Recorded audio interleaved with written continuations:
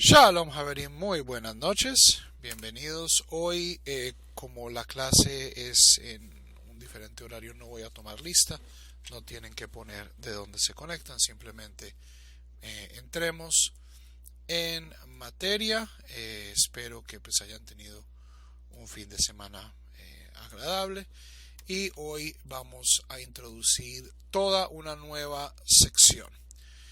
Que espero disfruten. Es algo que he tratado de hacer en el pasado sin mucho éxito, pero bueno, veamos a ver cómo lo podemos hacer esta vez. Entonces, Javerim, esta es la clase número 25. Es la clase número 25 de nuestra clase de Introducción al Judaísmo.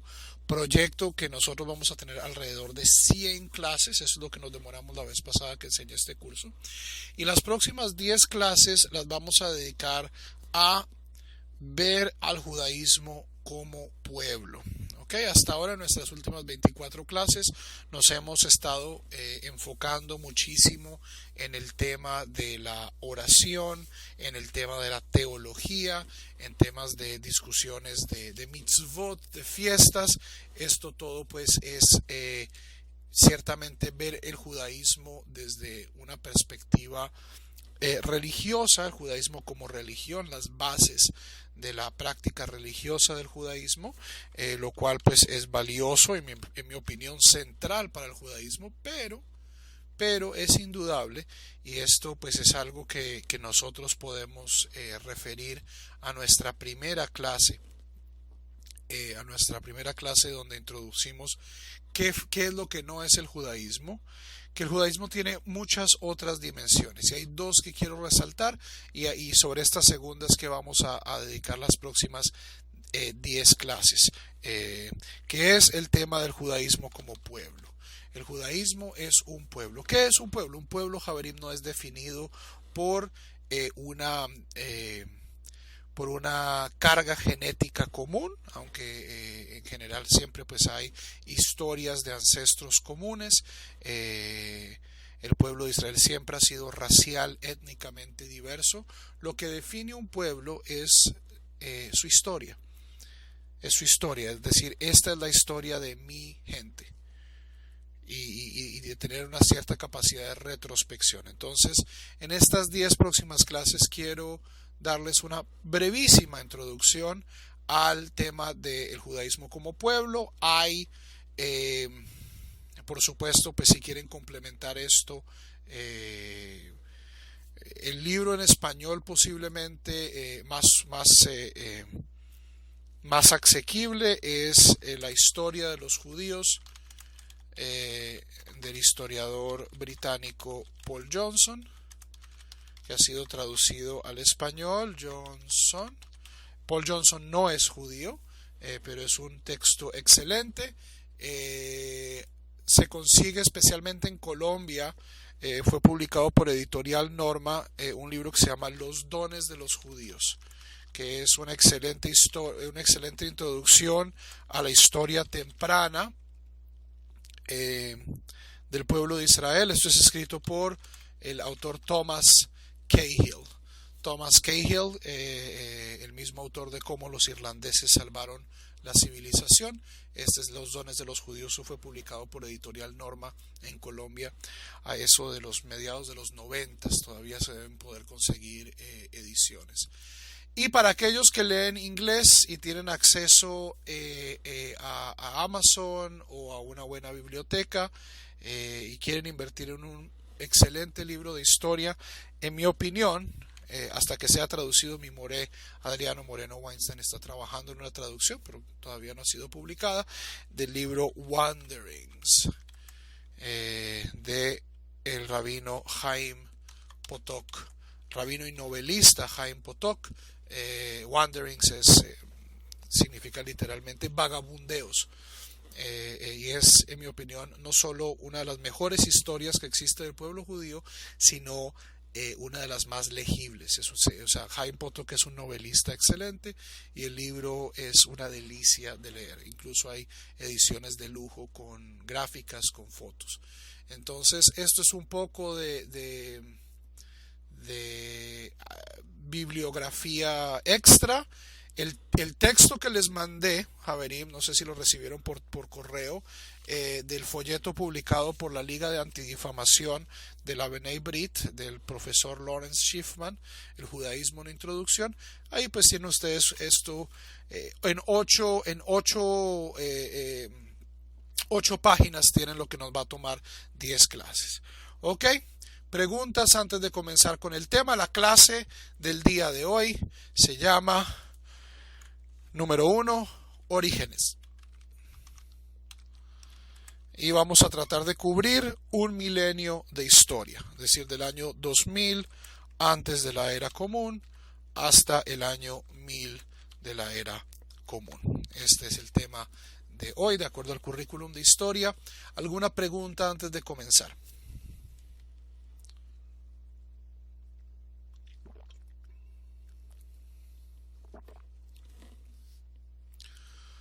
Ok.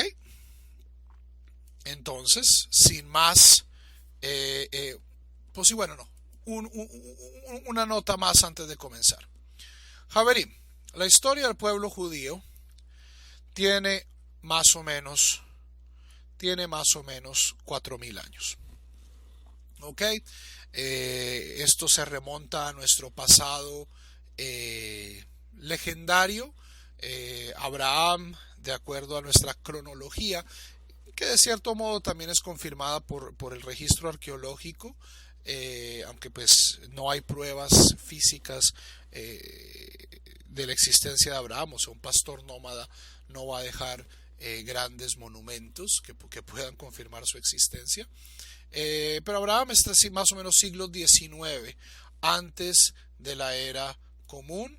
Ay, muchas gracias, Valente, nos acaba de pasar un PDF con el libro de Paul Johnson, muy recomendado como literatura secundaria para esta parte del curso.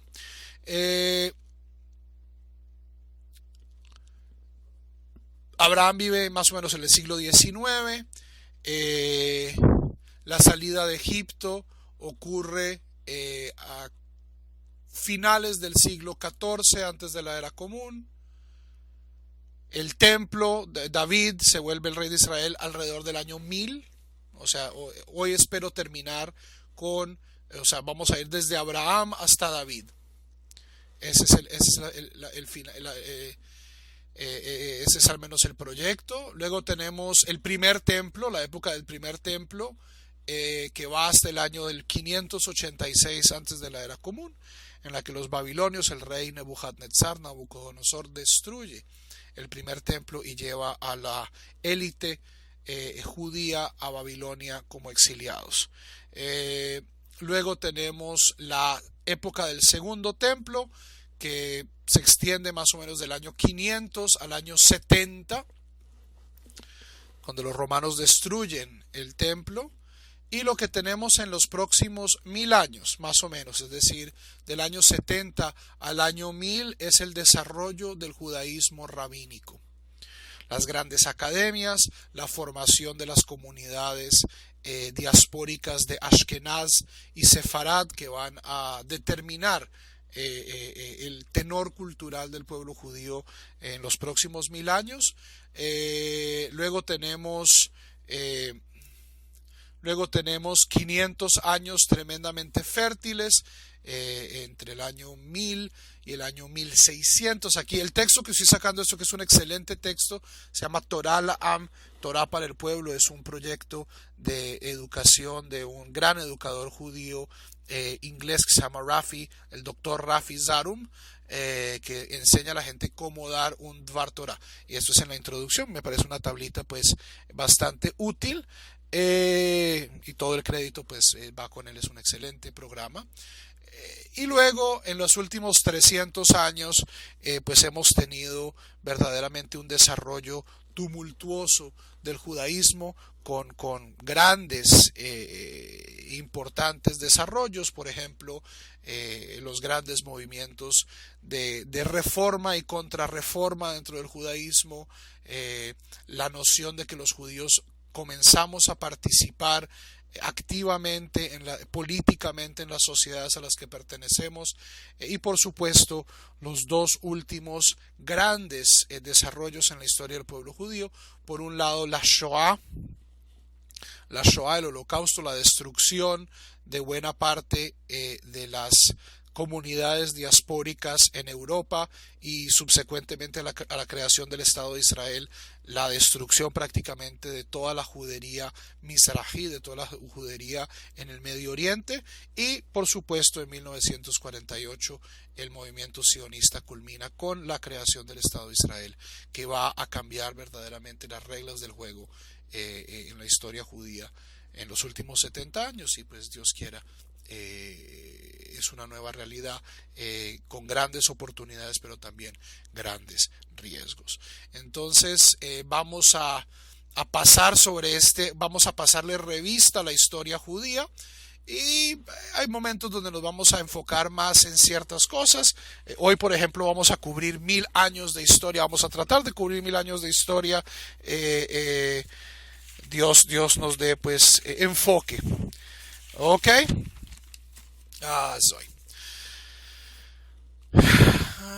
Okay. Primera cosa que hay que entender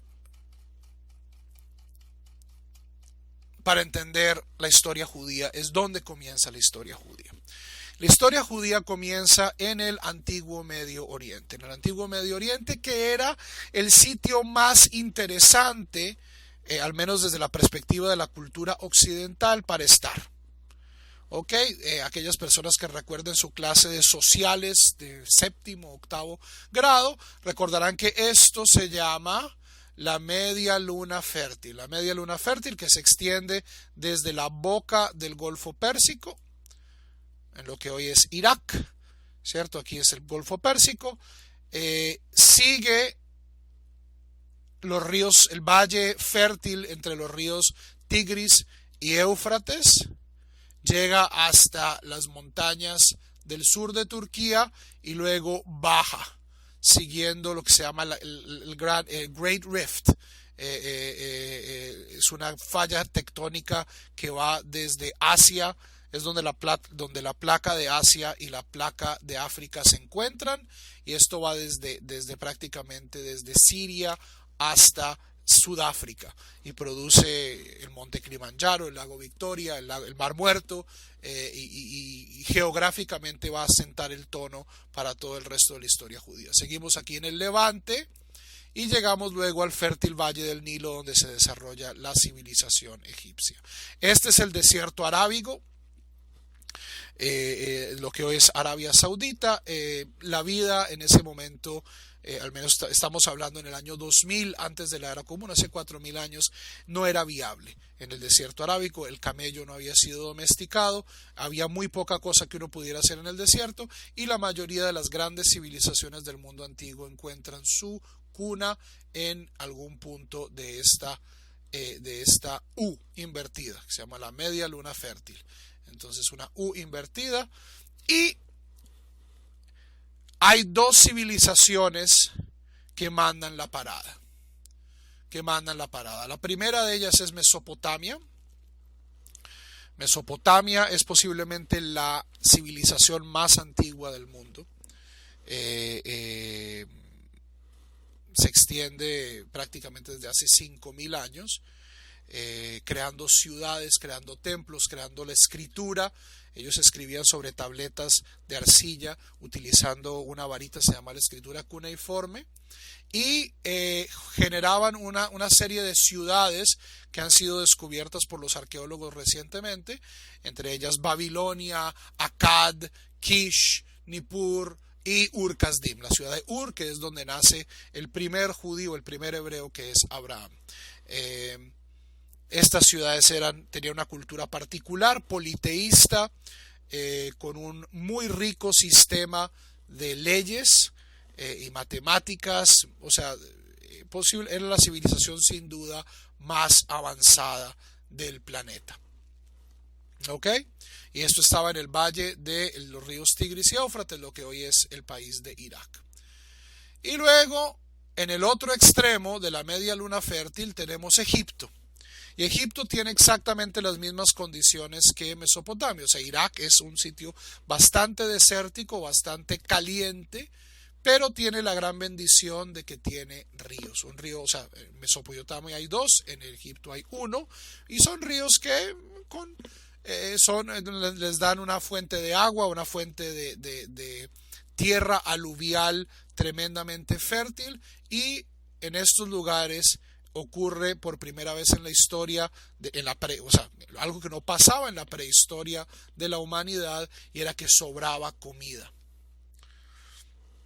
Tanto en Egipto como en la media luna fértil se domestican los cereales, el trigo, la cebada, el centeno, todos estos, y los cereales tienen la gran ventaja de que son bastante resistentes, duran mucho y proveen no solo carbohidratos sino proteínas. Entonces yo, haciendo pan, podía alimentar grandes poblaciones, y Egipto y Mesopotamia tienen rápidamente la capacidad de alimentar miles, cientos de miles, llegamos a millones de personas. Egipto incluso se inventa el número millón, que es el primer sitio donde hubo 1.000.000 de personas para contar, o 1.000.000 de arrobas de trigo para contar. Y se generan dos grandes civilizaciones. En el año 2000, Javerín, para que no les metan cuentos, en Egipto ya había, las pirámides ya tenían 700 años de antigüedad. Es decir, cuando Abraham baja durante la hambruna al comienzo de Parashat Lech Lecha, el capítulo 12 del Génesis, ya las pirámides tenían 700 años de edad. Para los hebreos construimos las pirámides. Mentira, cuentos. No hay tal. Lean la Biblia. La Biblia dice: construimos ciudades de graneros, no pirámides. Y tenemos aquí una muy interesante, entre las dos grandes civilizaciones, Mesopotamia y Egipto, van a estar los dos sitios donde el judaísmo verdaderamente va a existir y a prosperar. Por un lado, Padán Aram. Padán Aram es hoy en la frontera entre el norte de Siria y el sur de Turquía. Es el sitio donde vivían, ¿quiénes? Labán, de ahí nació Rebeca, y estos eran pastores nómadas que vivían al norte de los grandes imperios, es decir, no eran tan civilizados. En Padán Aram no había grandes ciudades como si lo había en el sur de Babilonia, en el sur de Mesopotamia, pero era una cultura muchísimo más parecida a lo que nosotros vemos en los patriarcas. Y por el otro lado tenemos Canaán, la tierra de Canaán, lo que hoy es Líbano, el sur de Siria, Eretz Israel, donde tenemos igualmente una serie de pequeñas ciudades-estado, ¿cierto? La ciudad de Shalem, las ciudades alrededor del Mar Muerto, la ciudad de Jericó, cada una con sus reyesuelos independientes, y tenemos pastores nómadas que van y vienen. Y esto, Javerim, es lo que define el comienzo de la cultura judía, y la va a definir de una manera determinante. Y es que nosotros, los judíos, los hebreos, los israelitas, somos el producto de un sándwich de civilizaciones. Nuestros ancestros no eran, y esto es bien interesante, porque la mayoría de las historias de fundación quieren hacer quedar a los ancestros bien, ¿cierto? Yo desciendo de reyes, yo desciendo de los hijos de los dioses. Ustedes leen, por ejemplo, los mitos griegos. Todo rey, el rey de Tebas, el rey de Atenas, el rey de Esparta, todos decían: si por algún lado yo soy descendiente o de Zeus o de Poseidón o del rey de Hércules, de este héroe, de este dios. Lo mismo pasa en Mesopotamia, lo mismo pasaba en Egipto. Los faraones son los hijos de Ra, el dios sol. Nuestra historia comienza completamente diferente. Comienza con un pastor analfabeta que nace en Ur-Kasdim, es decir, nace en el centro de la civilización, pero por algún motivo O sea, nuestra Biblia dice que Dios lo llama, pero el tipo no estaba a gusto. La disatisfacción ha sido posiblemente uno de los pocos aspectos de la cultura y la civilización judía que han permanecido inmutables en estos 4000 años. Los judíos por algún motivo nunca estamos contentos. Siempre queremos ver qué hay más allá del río. Incluso este es uno de los midrashim de Ivrim. ¿Qué es Ivrim? Hebreos es el que vive, el que quiere ver más allá del río, el que quiere ver qué es lo que hay. Y Abraham deja Ur Kasdim, se asienta en Harán con su familia y de ahí pasa a la tierra de Canaán. Y los patriarcas, Javerim, si ustedes pues recuerdan el Génesis, lo que van a estar es haciendo ping pong entre estos dos espacios. Nuestros ancestros bajan a Egipto, ¿cierto? Abraham baja a Egipto, luego vuelve a la tierra de Israel. Isaac se queda siempre en la tierra de Canaán. Jacob vuelve a Padán Aram, se empapa de esta cultura nómada de los babilonios, de la Mesopotamia, luego vuelve a Canaán, luego baja a Egipto. Es decir, nosotros somos descendientes de personas que no vivían en los sitios interesantes, pero estaban en constante flujo entre un centro de civilización y la otra. ¿Ok? El propósito de los patriarcas no era crear un imperio. Nosotros no somos descendientes de reyes, somos descendientes de pastores que vivían en los márgenes de las dos grandes civilizaciones antiguas. ¿Ok? Ahora, nosotros arqueológicamente, y esto especialmente aparece en el libro del rabino Potok, el Wanderings, hemos encontrado registros en cuneiforme de la vida de los pastores de Padán Aram. Y hemos encontrado muchas similitudes con lo que se describe como la vida de nuestros ancestros. Por ejemplo, la institución del matrimonio levirático existía. Cuando un hermano moría, el hermano tenía que casarse con la cuñada y engendrar hijos. Eso ya era una práctica de los pastores de Padán Aram. Cuando una mujer tenemos registros, una mujer era estéril, ¿y qué hizo? Le dio su esclava a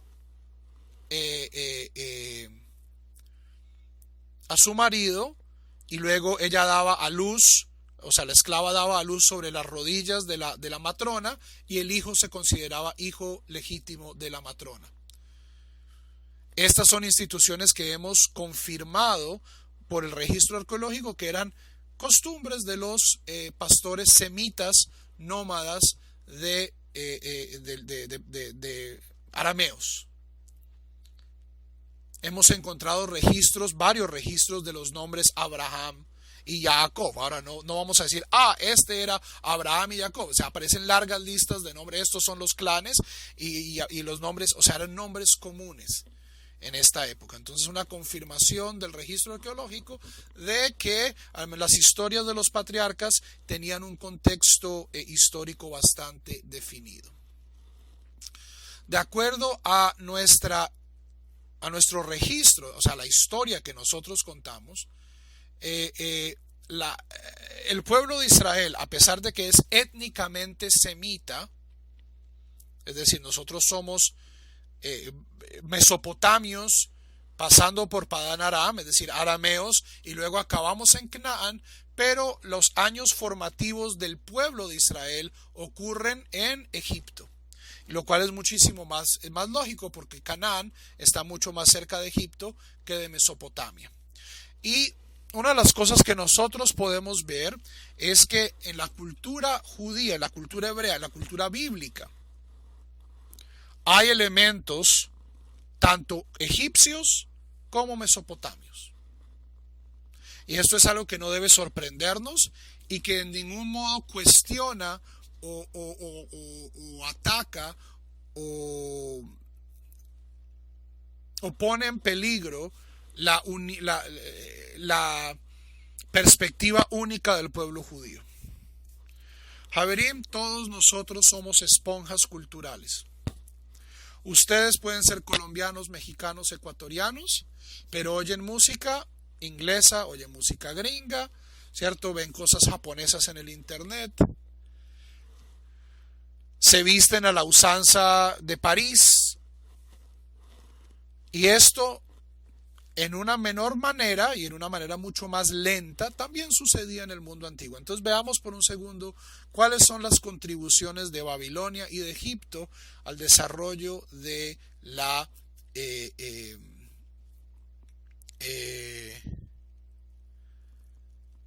cultura hebrea bíblica antigua. Javerim, nuestras historias, nuestros mitos fundacionales, el arca de Noé, el jardín del Edén, la creación a partir de aguas primordiales, son historias fundamentalmente babilonias, que preceden a la escritura de la Torá por 2000 años. Hemos encontrado tabletas cuneiformes, Gilgamesh, Enuma Elish, antiquísimas, donde ya aparecen estas historias de alguna manera. Por supuesto, aparecen en un contexto politeísta, en un contexto babilonio. Entonces, por ejemplo, o sea, lo que ya hemos mencionado anteriormente, la historia de Noé aparece prácticamente de manera literal en la épica de Gilgamesh, que precede la Torá por más de 1000 años. El Noé babilonio, el Noé mesopotamio, se llama Utnapishtim. Ustedes van y leen la epopeya de Gilgamesh, van a ver que la historia es la misma. O sea, los dioses se molestan, quieren destruir el mundo, ordenan a Utnapishtim a construir un arca, a introducir todos los animales, luego hay un gran diluvio, sobrevive Utnapishtim, los animales, hay sacrificios y luego hay un pacto. Ok, las grandes leyendas, los grandes mitos que subyacen a las narrativas bíblicas fundamentalmente son mitos babilonios. Ahora, punto seguido. Eso no significa que en la Biblia no haya una fundamental reorientación de todos estos textos, basado en la idea revolucionaria de la unidad de Dios, de la unidad del mundo y de la unidad de la humanidad, que en mi opinión son las tres ideas más importantes que introduce la Biblia a la cultura universal, y las introduce todas en la primera parte del Génesis. Es decir, hay un solo orden del universo, no hay dioses en conflicto. Esto es porque hay un solo Dios, como nosotros entendemos el monoteísmo, o porque hay un Dios que en efecto es el Dios más poderoso. Hay partes de la Torá, partes del Tanaj, no tanto de la Torá, donde es posible ver resquicios, ver de que los judíos no siempre hemos sido monoteístas, pero siempre hemos tenido esta idea de que al menos hay un Dios, que nuestro Dios es el Dios principal. ¿Ok? Que es el Dios que ordena el universo, es decir, no hay conflicto de dioses. Segundo, que hay un solo universo. Esta idea luego van a venir tanto en el cristianismo como en el judaísmo los místicos y se la van a tirar. Hay mundos espirituales y mundos invisibles, pero en la Torá dice, todo es parte de un solo orden natural. Y la más importante, que es una idea única. Por ejemplo, en Egipto, en el siglo XV, un faraón instala una suerte de monoteísmo, Akenatón IV, dice, solo hay un Dios que vale la pena adorar, que es el Dios Sol, que se llama Aten, y trata de volver a Egipto monoteísta. Pero la única civilización antigua que dice que la humanidad es una y que todos los seres humanos tienen la misma validez, somos nosotros. Ahora, que estos valores sean narrados a través de narrativas que son narrativas babilonias antiquísimas, no nos debe preocupar. ¿Por qué? Porque lo importante no es de dónde vienen las historias, sino qué dicen las historias.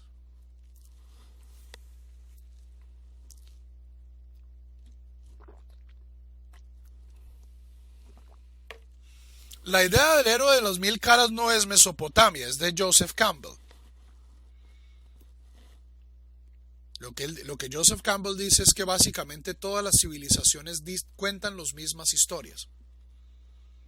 Hay arquetipos narrativos que subyacen a todas las grandes leyendas de todas las civilizaciones.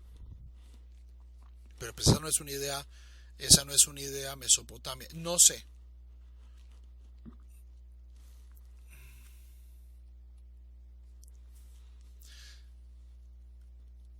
León, no es un, o sea, no es un proceso voluntario, no es un proceso consciente. O sea, Javerim, a mí me contaron la historia del pastorcito mentiroso y yo se la voy a contar a mis hijos y ellos se lo van a contar a sus hijos. O sea, en ningún momento yo creo que estoy ejercitando una especie de criterio, decir, esta historia vale la pena, se la voy a contar a mis niños. O sea, no hubo un sínodo de los judíos, de los hebreos antiguos, decir, estas son las historias babilonias que valen la pena, sino estas historias, que eran las historias que existían, son, evolucionan con el pueblo, de acuerdo a su experiencia divina, pensamos nosotros los creyentes, a su experiencia de Dios o a su experiencia social, y van transformando estas historias de historias politeístas con un lenguaje moral tremendamente ambiguo a las historias de la Biblia que son fundamental, pues, son la piedra fundamental de la civilización occidental, en mi opinión. Los primeros 10 capítulos del Génesis, todos casi son de origen mesopotamio, pero con grandes adiciones, ediciones, sustituciones de parte de los editores hebreos para crear historias donde hay un Dios moral, un Dios uno, que se interesa por la humanidad de manera altruista y no simplemente como robots de carne, que era como los egipcios y los mesopotamios veían a los seres humanos. Era una visión bastante pesimista de la humanidad. No estamos aquí para servir a dioses arbitrarios, autoritarios, que la verdad pues no les interesa mucho nuestro bienestar. Es más bien una forma de sobornar a los dioses. Y bueno, pues que es la realidad. Y los judíos tomamos estas historias y las transformamos en historias donde hay un fuerte mensaje moral de un Dios que quiere lo mejor para el mundo, que ve lo mejor del mundo. Y ese ha sido nuestro proyecto cultural desde hace bastante tiempo. No voy a decir que hace 4000 años.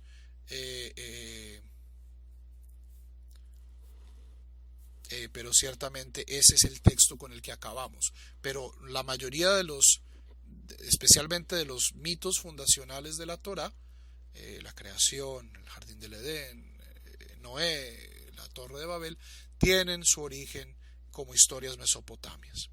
¿Okay? Esa es también de la Mesopotamia. Tenemos nosotros la otra gran contribución, que es el idioma hebreo. El idioma hebreo es un idioma semita. Los semitas habitan el oeste de Asia.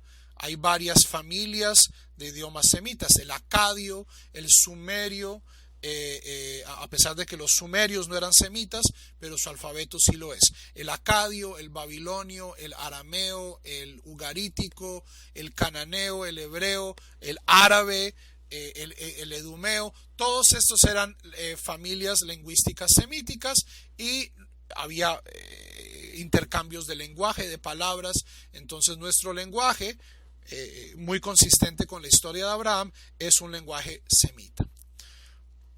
¿Qué nos da Egipto? Egipto está mucho más cerca de donde ocurre la mayor parte de la historia judía que Mesopotamia.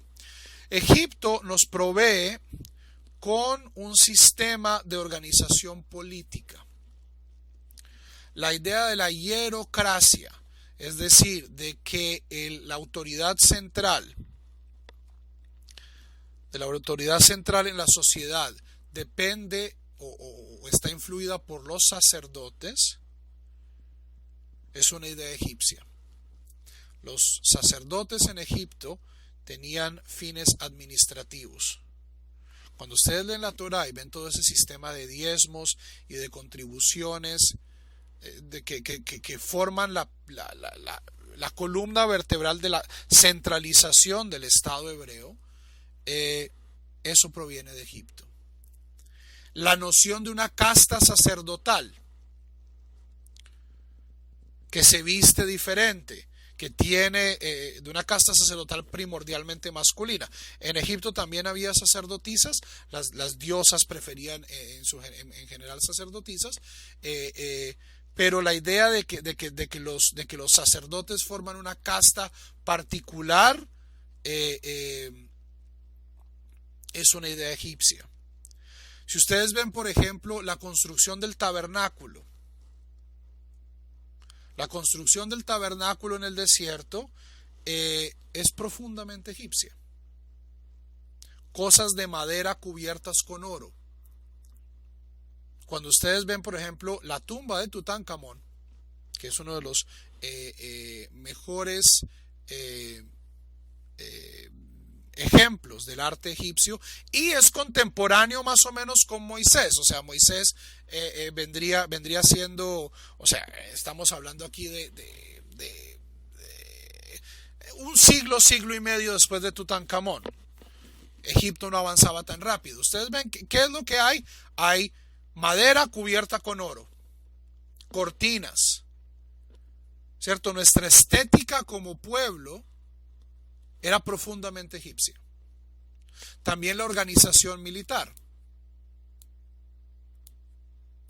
La organización militar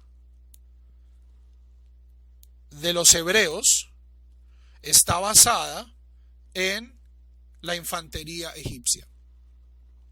Ahora, la infantería egipcia tenía una cosa, justamente que estamos en la semana de Parashat Beshalach, que nosotros nunca íbamos a tener y nunca tuvimos, que es que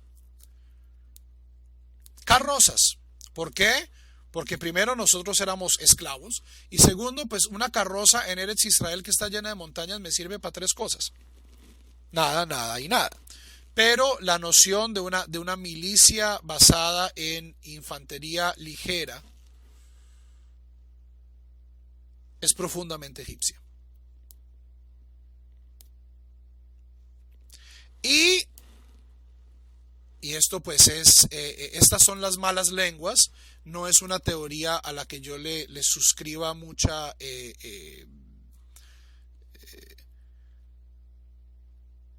pero ya en Egipto, previo a las fechas que nosotros consideramos como contemporáneas de Moisés, ya había varios movimientos religiosos y teológicos que apuntaban hacia un monoteísmo.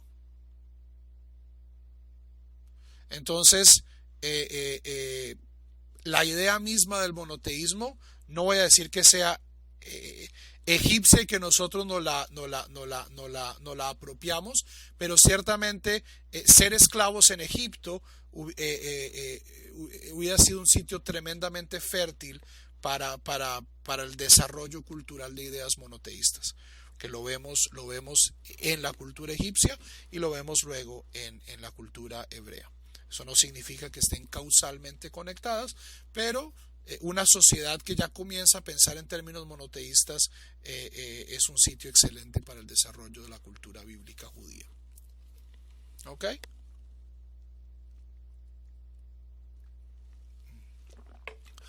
Javier, no tenemos ningún registro de la ciencia de esa época. Los babilonios ciertamente y los egipcios, bueno, los babilonios y los egipcios se van a demorar un rato en desarrollar la idea de la tierra redonda, aunque eventualmente lo van a hacer, pero no en este momento.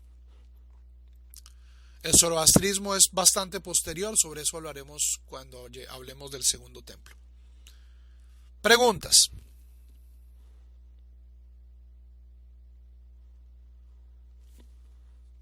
Y mientras tanto voy abriendo yo un mapa de Eretz Israel.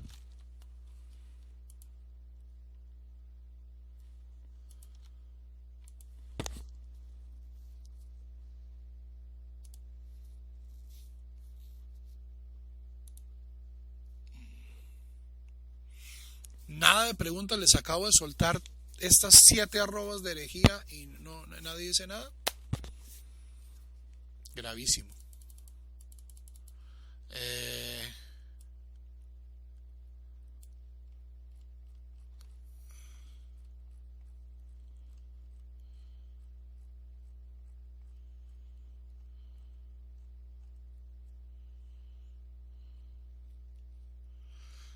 Sí, busca a Akenatón. Akenatón era un faraón, es el tío de Tutankamón.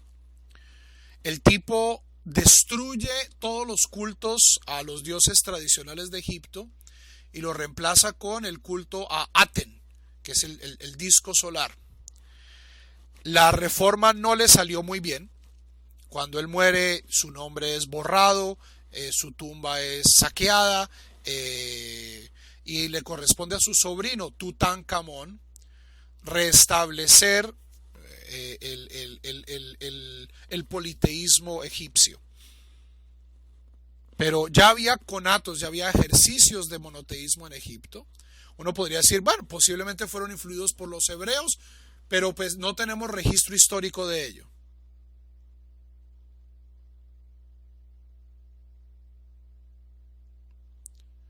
No estoy diciendo que las historias que leemos en los primeros son tomadas de los babilonios, eso sería copiar, son basadas en mitos babilonios. Y lo importante no es que los basemos en mitos babilonios, sino lo que hacemos con ellas. O sea, mi mejor ejemplo es el ejemplo de Noé. Ustedes tienen la historia de Noé y tienen la historia de Utnapishtim. Narrativamente son historias muy parecidas, ¿cierto? Diluvio, arca, animales. Pero en la historia babilonia, ¿por qué los dioses deciden destruir el mundo? Aquellos que hayan leído Gilgamesh. ¿Por qué los dioses deciden destruir el mundo? Porque los humanos hacemos demasiada bulla. Los humanos hacemos mucho ruido, los dioses se embejucan y deciden destruir a los seres humanos por costeños, por corronchos. Ponemos el picó y hacemos mucha bulla y Dios decide destruirlos. En la Biblia, ¿cuál es la razón de que Dios quiere destruir a la humanidad?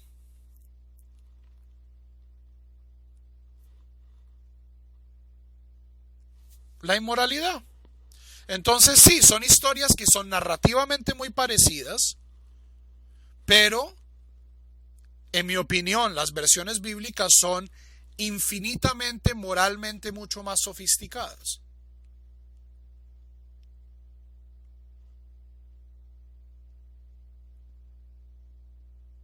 Cuando Utnapishtim sale del arca después del diluvio y hace sus sacrificios, ¿qué pasa? Dice el texto en sumerio, los dioses bajan y consumen los sacrificios como moscas. Estaban muriéndose de hambre. O sea, por eso es que los dioses paran el diluvio. Dicen, jaja, los seres humanos, miren cómo nos los estamos tirando. Mírenlos todos flotando, se están muriendo. Ay, ¿quién nos va a dar quién nos va a alimentar? Oiga, esto no fue una buena idea. Menos mal tenemos este tipo del arca. Oiga, Utnapishtim, sacrificios. Y Utnapishtim hace los sacrificios y los dioses pueden volver a comer. Horrible, es una historia de terror. En la historia de Noé, ¿qué pasa cuando termina el diluvio?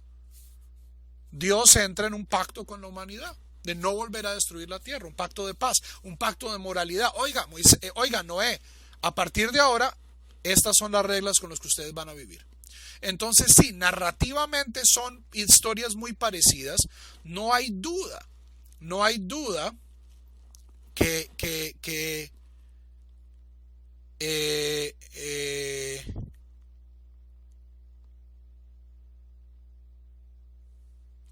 no hay duda que, que las historias bíblicas están basadas en las historias babilonias, pero eso no significa que sean las mismas historias.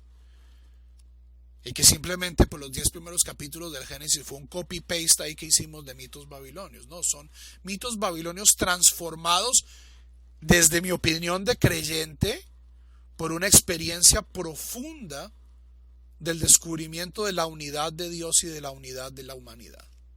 Y de que Dios fundamental, de este uno Dios, es fundamentalmente un Dios moral. Eso es un gran descubrimiento. Eso es un descubrimiento brutal.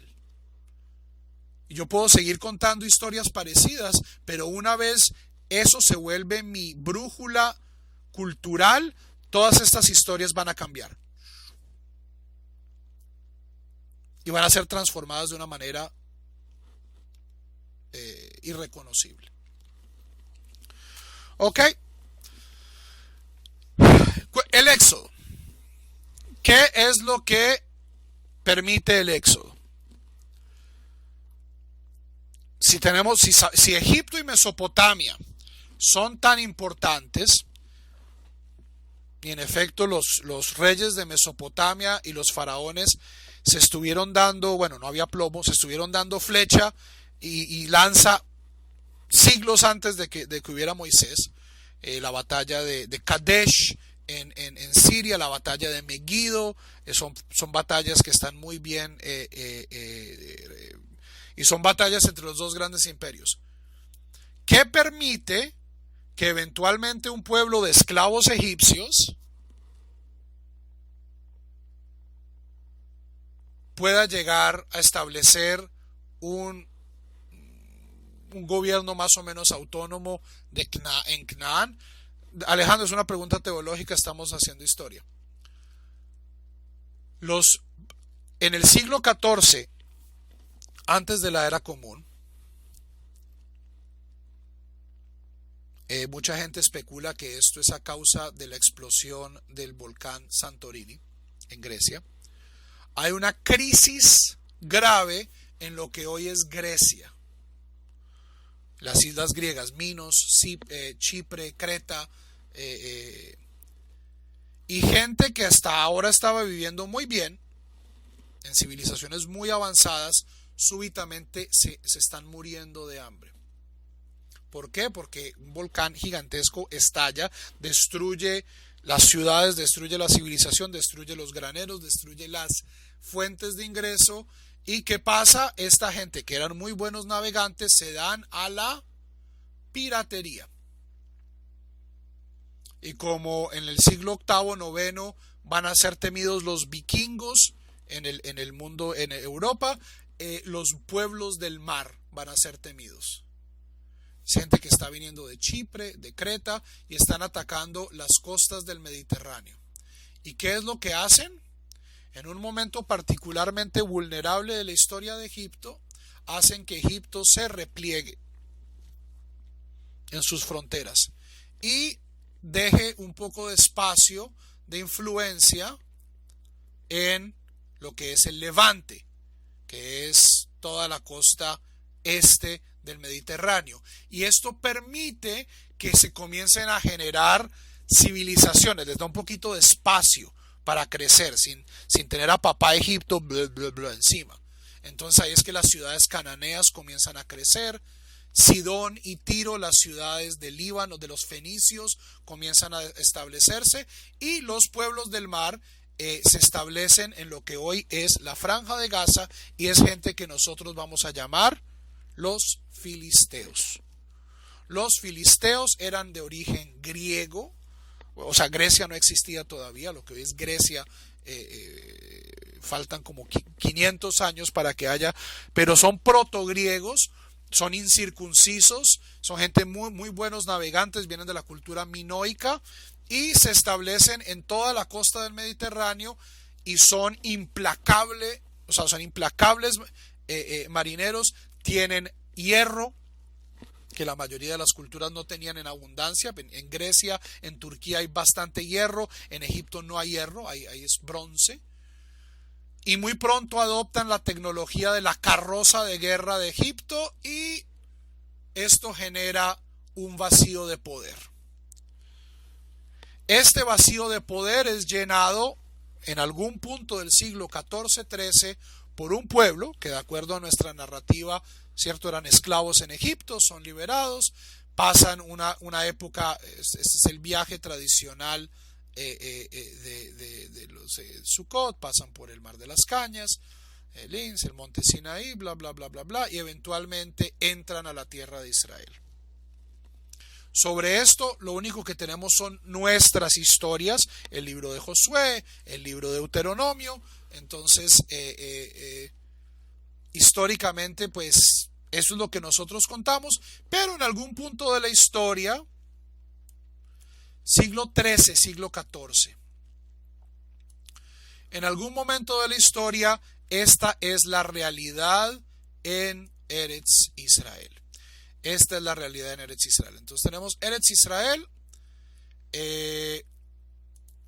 y tenemos una serie de tribus que se ven a sí mismos como un solo pueblo, tienen un solo lenguaje, una sola religión, pero forman 12 entidades políticas y territoriales independientes. Y este es el periodo tribal. Entonces los tenemos aquí en el mapa. El libro de Josué nos da una muy buena idea de dónde acabaron todas estas tribus. Entonces tenemos a la tribu de Shimón, aquí alrededor de lo que hoy es la ciudad de Beersheba, en la planicie. Judá ocupa los alrededores del sur de Jerusalén, lo que es Hebrón, lo que es Belén, En Gedi, la aproximación al Mar Muerto. Benjamín es donde hoy es Ramala, ¿cierto?, al norte de Jerusalén. Del otro lado del Jordán tenemos las tribus de Rubén y de Gad, en lo que hoy es Jordania. La tribu de Efraín ocupa las montañas y donde comienza la planicie. Dan es lo que hoy es Tel Aviv, aunque la tribu de Dan luego se muda al norte porque los filisteos están acá. Los filisteos ocupan la costa, ellos son pueblos costeros, y Dan queda ahí al ladito, y los filisteos son pésimos vecinos. Si no, pregúntenles al gran líder de la tribu de Dan, Sansón. ¿Okay? La tribu de Menashe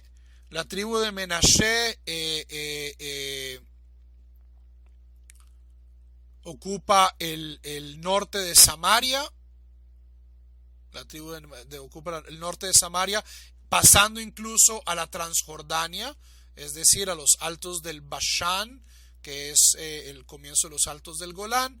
Isahar, Zebulún, Naftalí rodean lo que es la Galilea, el mar de Galilea, Kineret. Isahar está al sur, Zebulún está cerca de lo que hoy es Tiberias, Naftalí está en el valle de Julá, Asher está en la frontera con hoy Líbano, y Dan luego los filisteos lo sacan, y Dan acaba aquí en el norte, a orillas del monte Hermón. Esta es la realidad de las tribus de Israel.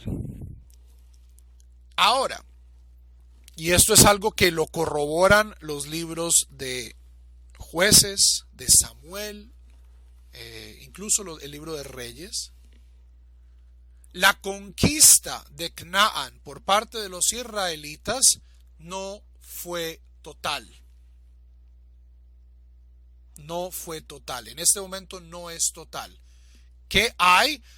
Las tribus israelitas están viviendo en la tierra y sobre la misma tierra están viviendo toda una serie de otros pueblos, la inmensa mayoría de ellos de origen semita, no todos. Los filisteos son la gran excepción. Los filisteos no son semitas, son incircuncisos, como nos dice el libro de Samuel. Pero miren, aquí los tenemos en cafecito. Los moabitas habitan en el otro lado del Mar Muerto, los edomitas habitan en el Negev, los amorreos, los hititas, los jebuseos, los amalaquitas habitan en los extremos de la franja de Gaza. Los filisteos están en la costa. Hay ciudades cananeas intercaladas en el territorio de Menashe, y arriba están los fenicios, los sidonios, los arameos. Es decir, en el periodo tribal no era esto una conquista absoluta de la tierra. Los israelitas estaban ahí y estaban compartiendo la tierra, a veces de manera pacífica, a veces de manera incómoda, con otros vecinos, algunos de ellos primos, ¿cierto? Amón, Moab, Edom, son todos pueblos semitas, y pues con los filisteos en la costa. Y la primera realidad política del pueblo de Israel es esta. Okay, aquí no estamos hablando de pastores nómadas, aquí no estamos hablando de una familia, estamos hablando, esto es ya un pueblo. Pero más que un pueblo, es una confederación. Si ustedes leen el libro de los Jueces, especialmente hacia el final, todavía la gente tiene inmensas lealtades tribales. Esto todavía no es un país como lo conocemos nosotros o como lo identificamos nosotros. Estos son tribus que hablan el mismo idioma, tienen una historia similar, adoran el mismo Dios, tienen un santuario central, que es el Mishkan, el tabernáculo, que se asienta originalmente en el territorio de Efraín, alrededor de la ciudad de Siloé, de Shiloh. Pero es un tabernáculo móvil. O sea, en teoría se puede mover. A pesar de que a través de la mayoría de los jueces el tabernáculo se encuentra en Shiloh. Y cada tribu es autónoma. Incluso, como vemos al final de los libros de los reyes, de los jueces, a veces hay conflictos entre las tribus. La tribu de Benjamín se gana el oprobio y el odio de todas las demás tribus por un acto asqueroso que pasa en su territorio. Y hay guerra. Y Benjamín casi lo borran del mapa. Las mismas otras tribus de Israel. Y de acuerdo al libro de los reyes, entre esta federación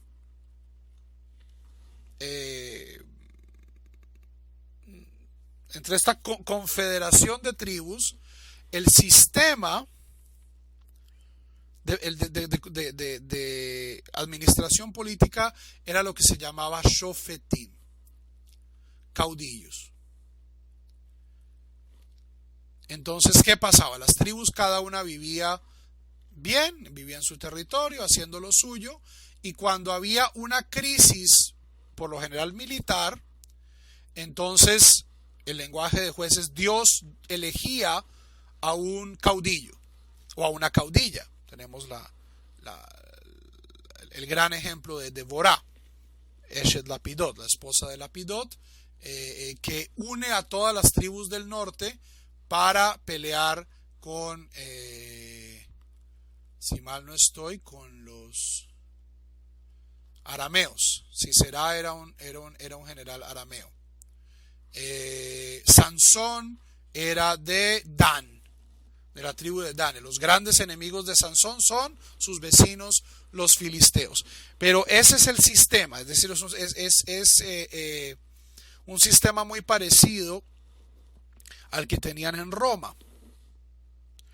no en la Roma imperial, sino en la Roma, en la Roma prerepublicana.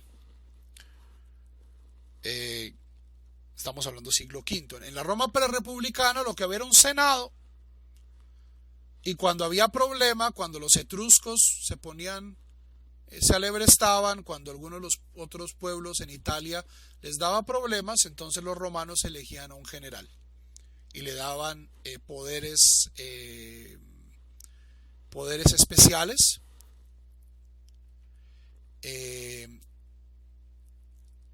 y el general hacía lo suyo, ¿cierto? Lideraba el ejército, ganaba la batalla y luego se retiraba.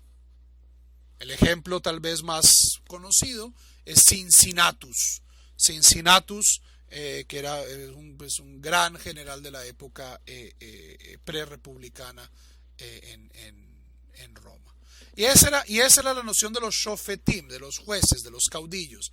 Era que cuando había una crisis militar, los caudillos eran elegidos por Dios como líderes militares que tratan de que unen a veces a todas las tribus, a veces solo a algunas tribus, para lidiar con la crisis militar del momento, y luego esta gente entrega sus poderes y todo bien, no ha pasado nada. ¿Ok? Este es el sistema de los jueces. La época de los jueces, más o menos, pues acá no tenemos fechas exactas. Lo que aparece ahí en la cronología de Rafi Zarom es basado pues en la cronología tradicional, pero pues históricamente es muy difícil de acertar si eso es exacto. Entre el año 1300 y el año 1000. Diferentes jueces de diferentes tribus ejercen poder militar, pero la mayoría de las tribus, cada una por su parte, con autonomía. Preguntas. Respondo la de Teresa mientras van escribiendo las preguntas. Ese tiempo coincide con la salida de Moisés, el de la llegada de los filisteos a lo que es hoy Israel.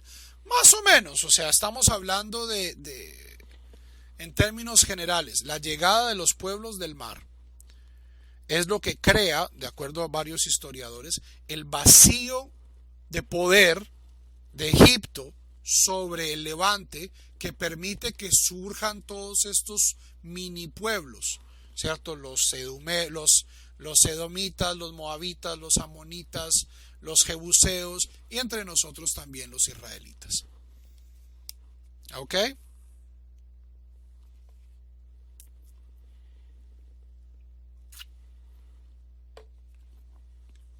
Muy parecido a lo que pasó, por ejemplo, en Irak. O sea, Saddam Hussein, que era un homicida, pero era la autoridad fuerte, era el faraón. Sacan a Hussein, ¿qué pasa? Un montón de minigrupos comienzan a tratar de pelearse por los restos. Entonces aparece el Estado Islámico, aparecen milicias chiitas, Irán mete el dedo en la torta. Pasaba hace 4000 años, pasa hoy en día. No, el jefe de la tribu no tenía poder militar. Los caudillos eran elegidos como en el momento, pero en ningún momento el caudillo era el jefe de la tribu. O sea, las tribus no tenían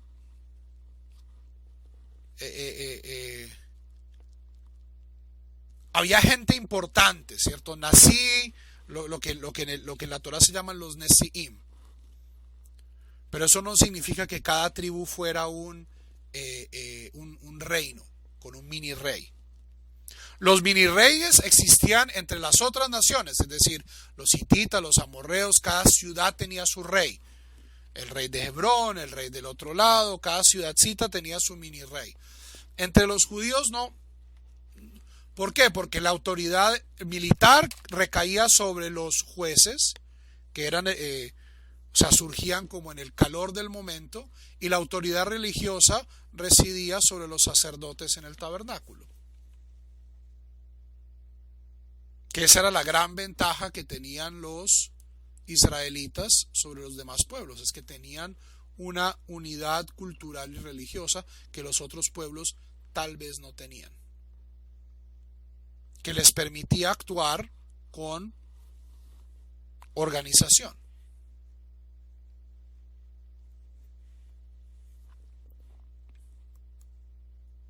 ¿Se está viviendo lo mismo en este tiempo? Siempre, Elmer. Desafortunadamente la historia de la humanidad es el mismo cuento contado de maneras diferentes. Es como un Napishtim y Noé, ¿cierto? O sea, lo que está pasando hoy en el Medio Oriente con el Estado Islámico pasó en el siglo XIII con los mongoles, pasó en el siglo XV con los otomanos, pasó en el siglo VI con los musulmanes, pasó en el siglo IV con el Imperio Parto, pasó con los romanos, pasó con los griegos, pasó. Y no solo allá, sino también acá, en todo lado. En todo lugar se crecen habas.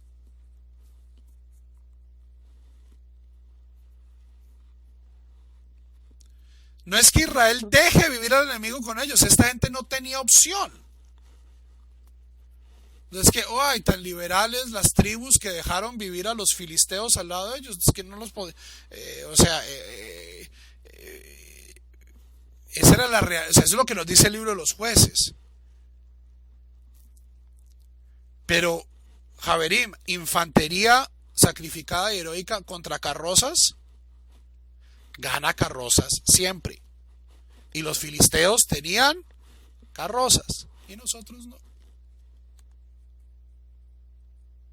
La idea de que nosotros controlamos nuestra historia, Javerim, es una idea que entre más historia uno sabe, menos se cree.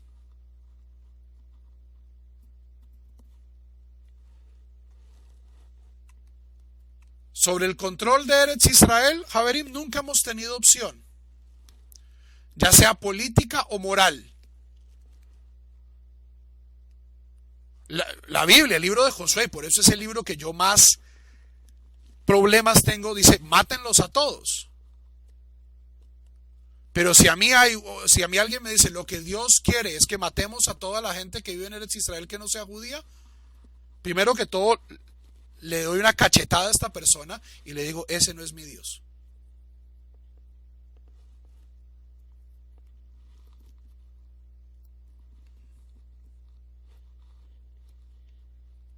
No, no me refiero a un fatalismo, Héctor. Pero ¿por qué los judíos no hicieron algo diferente? Porque no se les ocurrió, porque no pudieron. O sea, nosotros tenemos la ventaja de ver la historia desde el futuro y decir, pues la opción era obvia. ¿Por qué la gente no se fue de Polonia a Israel o a Estados Unidos? Porque no pudieron.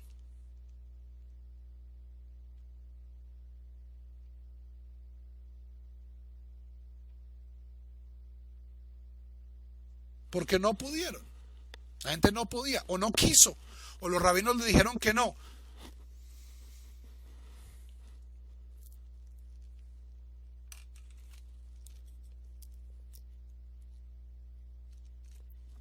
¿Ok?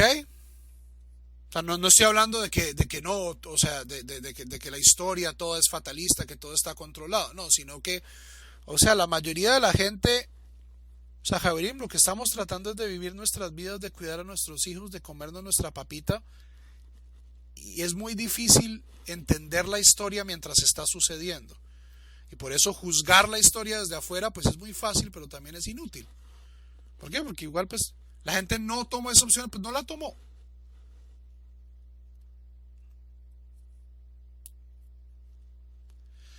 Elmer, eso es lo que dice la Biblia, pero, o sea, esta gente no eran hippies. Si los hubieran podido pasar a cuchillo, los hubieran pasado a cuchillo.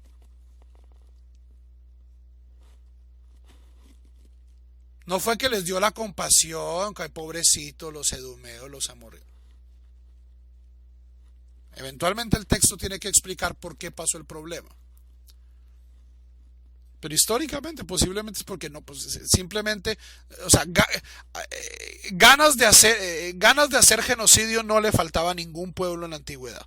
Tampoco es que los israelitas fueran pues los los piratas pues del mundo antiguo y todos los demás fueron unas pobres florecitas africanas. No, todos los pueblos antiguos eran genocidas.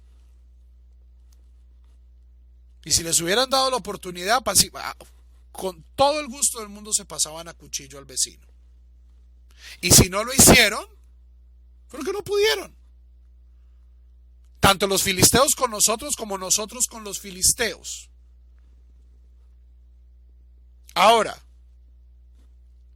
Javerim, y eso es algo muy importante.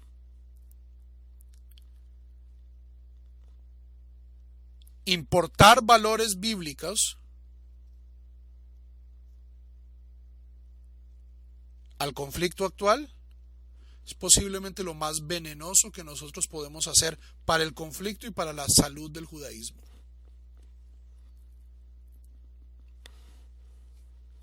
La gente que toma el libro de Josué en las manos y dice, hay que matar a todos los árabes.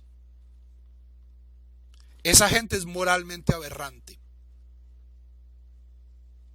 Y sí, tienen todo,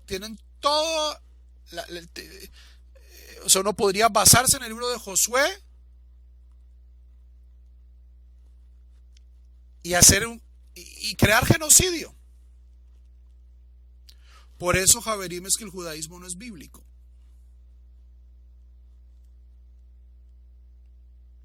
¿Por qué? Porque la Biblia fue escrita en un momento y en un lugar y refleja ciertas visiones del mundo, y el judaísmo ha evolucionado a la par que la Biblia. Y eso significa que hay textos de la Biblia que han mantenido su vigencia, y hay textos que, en mi opinión, son no solo moralmente caducos, sino inmorales, como el libro de Josué. Y esto sí es porque yo soy un hippie.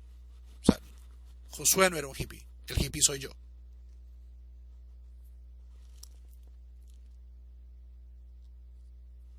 ¿Ok? Pero por eso es que tenemos 4000 años de historia. Si nosotros queremos vivir bíblicamente, pues volvámonos pastores, botemos a la basura las vacunas y tengamos cada uno 4 esposas. No vamos a durar mucho tiempo. Si nosotros tratamos de vivir bíblicamente, no duramos 2 años.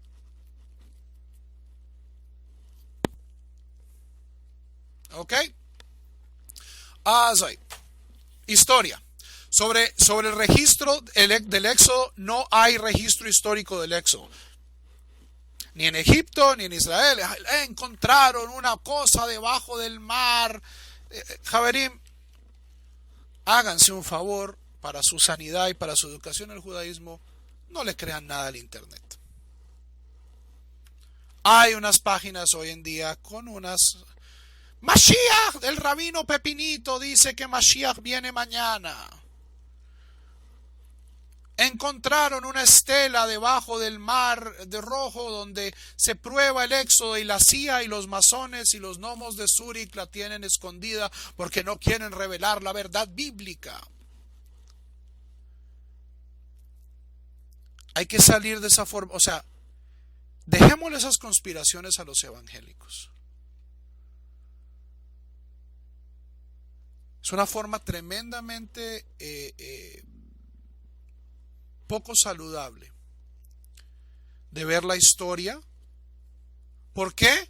Y aquí vuelvo justamente a lo que tú dices, Héctor, porque nos quita el poder. Si todo en el mundo es manejado por la CIA, por los aliens, por el grupo de Brandenburgo, por los sabios de Sion, por la Tulé, por los masones, están escondiendo todo y me quieren meter un chip en el cerebro y me revisan el celular. Eso significa, Javerim, que yo no tengo ningún poder para afectar la historia. Y eso significa que yo soy ¿qué? Que no tengo responsabilidad. Porque todo lo que pasa eso es culpa de los judíos, o todo lo que pasa eso es culpa de los masones, todo lo que pasa es culpa de las conspiraciones.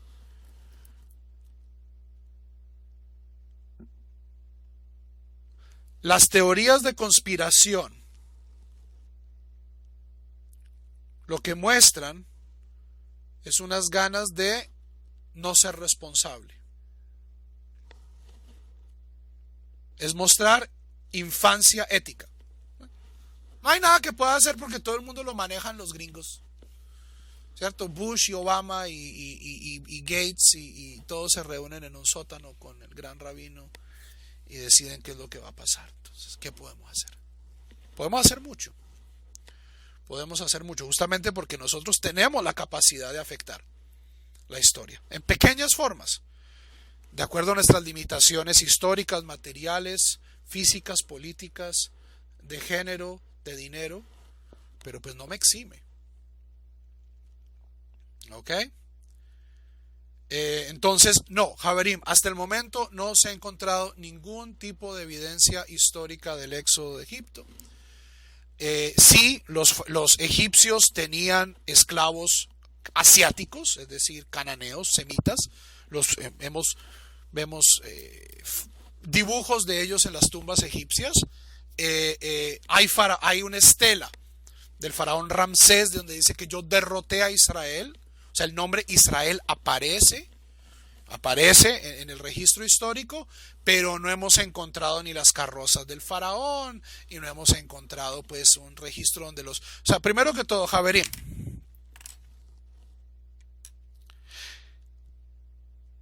asumamos por un segundo, bueno, seguramente muchos de ustedes lo asumen, que históricamente el éxodo pasó exactamente como lo cuenta la Biblia. Pregunta: ¿los egipcios registrarían este hecho? No había internet, no había Twitter, no había periodismo objetivo, no había historiadores objetivos. No. Javerim, vayan hoy a Egipto, la República de Egipto. Vayan, en Egipto, en el Cairo, hay un museo sobre historia militar de Egipto. Ustedes van a ese museo y ¿saben quién les dice? Que la campaña del Sinaí y la guerra de Yom Kippur la ganó Egipto.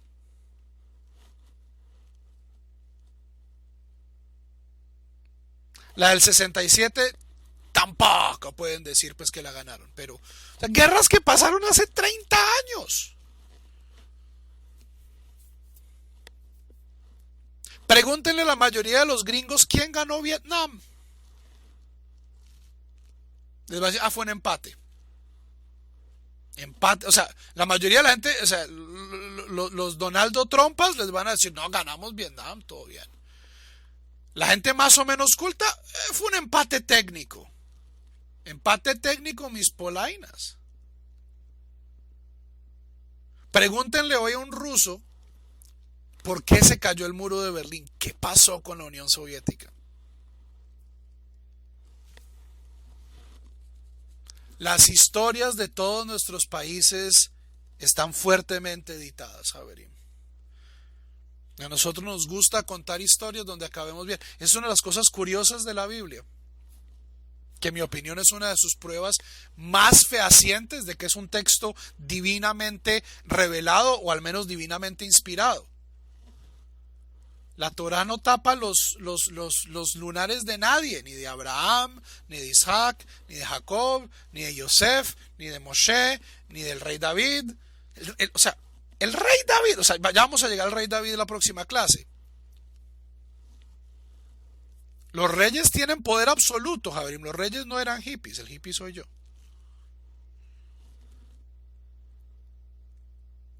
David claramente hubiera podido callar la historia de Bathsheba.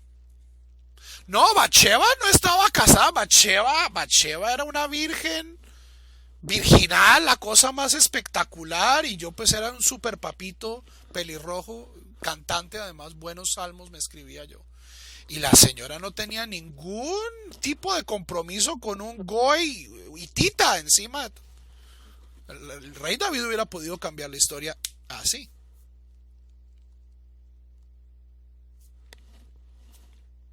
La Biblia es un texto bien, bien interesante, en parte por eso. Porque las historias oficiales de Egipto, de Mesopotamia, de Grecia, estos manes nunca perdían un partido, jamás, de los jamases. Nunca perdían una sola. ¿Por qué? Porque cada uno decía que eran hijos de los dioses. Nosotros que sabemos que todos somos hijos de Dios, nuestros enemigos incluidos, la gente que no nos cae bien incluidos, pues tendremos a ser un poquito más honestos. Entonces, Javerim, asumamos por un segundo que el éxodo pasó tal cual históricamente lo cuenta la Torá.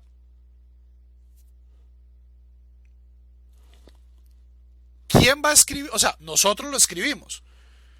Esta es nuestra narrativa. Ganamos, salimos. Yashir Moshe, Ubene Israel, en tu cara, Faraón, ¿cierto? Esa es nuestra versión de la historia. Pero en Egipto, que escribían en piedra, pues ¿quién se va a poner a recordar eso? Entonces, Javerim, dudo que algún día vayamos a encontrar evidencia histórica del éxodo. Sí, los egipcios tenían esclavos asiáticos, esclavos semitas. Nuestra historia dice que nosotros salimos de ahí. Bien, yo personalmente, esto soy yo personalmente, para mí, yo no leo la Torá como libro de historia, no me interesa, sino como libro de historias. Lo que me interesa es el mensaje y la ley que hay en ellas. Si el éxodo pasó, no pasó, si pasó como dicen que pasó, si fue por el Mar Rojo, si fue por un lago, si fueron 600,000 varones o 60 o 64 o 600, me tiene sin cuidado. Sin cuidado. ¿Por qué? Porque lo que importa son las historias. Cómo esto genera una identidad común, cómo estas historias revelan el talante moral de un pueblo y cómo éste va evolucionando para adaptarse a las circunstancias.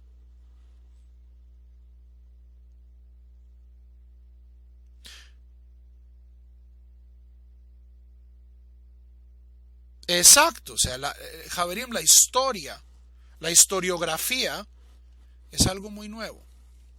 Esto de que nosotros podemos tener una visión objetiva de los hechos es algo, o sea, 300 años tendrá.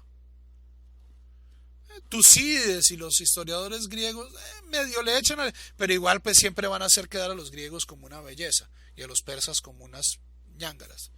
Pero bueno, igual, Javerim, la historia, los grandes historiadores europeos. ¿Quiénes eran los malos del paseo? Los malos del paseo eran los aztecas y los malos del paseo eran los incas y los malos del paseo son aquellos que no se dejan dominar. Ustedes vayan, lean historias de hace 100 años y se les va a poner la piel de gallina. O historias españolas sobre los judíos y los moros, donde los judíos y los moros prácticamente nos tiramos a España. Libros escritos hace 80 años. La arqueología es también tremendamente especulativa. Nos encontramos objetos, hacemos conjeturas, podemos probar antigüedad, tenemos métodos pues carbono 14, pero la arqueología es una ciencia tan exacta como la economía. Pienso que la economía usa matemáticas un poquito más interesantes que la arqueología. Es una ciencia blanda. O sea, la arqueología quiere pintar historias con artefactos. Mucho más sólido el registro arqueológico, sí, pero Javerim, la arqueología tiene 150 años de edad.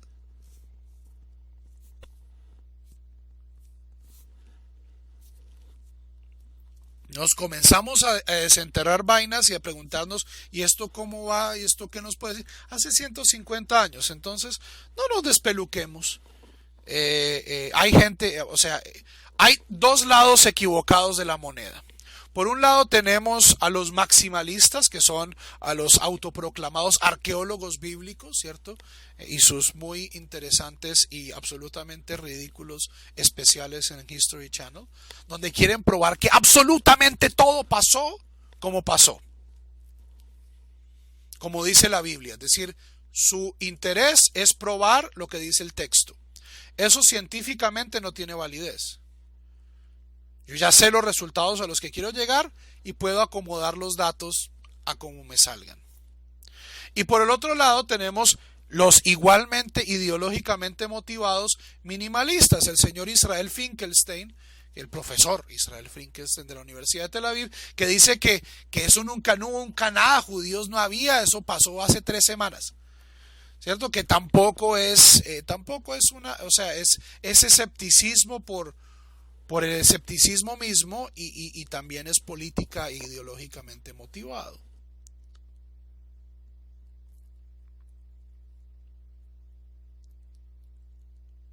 Es un juego, Javerín. Si ustedes quieren creer en Dios y creer que estas historias tienen relevancia, esa es su decisión.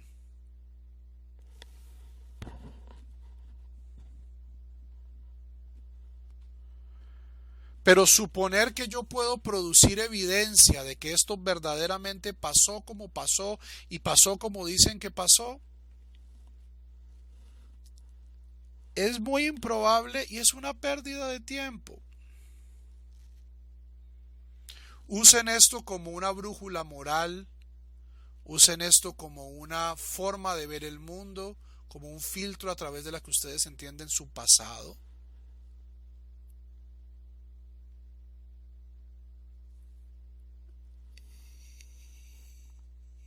Y bueno, esperemos que la arqueología mejore, ¿cierto? La arqueología, lo bueno de la arqueología es que la buena arqueología acaba siendo confirmada. Entonces yo encuentro cosas aquí, y luego escarbo más allá, y encuentro las mismas cosas y luego va emergiendo un patrón. Pero porque encontré pues un pedazo o sea, hay mucho, especialmente en arqueología, esto es algo también políticamente motivado. Cualquier moco que uno encuentra enterrado en Eretz Israel, o hay gente que quiere decir, ese es el moco de Abraham Avinu, y está ahí el otro lado, no, ese moco es de los palestinos que vivían aquí hace 40.000 años. Entonces es muy difícil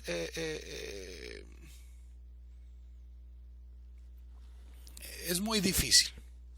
Y en mi opinión, o sea, estudien historia, tómense toda la historia con un poquito de sal. Tómense la historia con un poquito de sal, es decir, con un poquito de sano escepticismo. Estas son nuestras historias. O sea, hasta ahora no estamos en el periodo de la historia, no hemos encontrado, o sea, estas son nuestras historias. Es nuestra narrativa.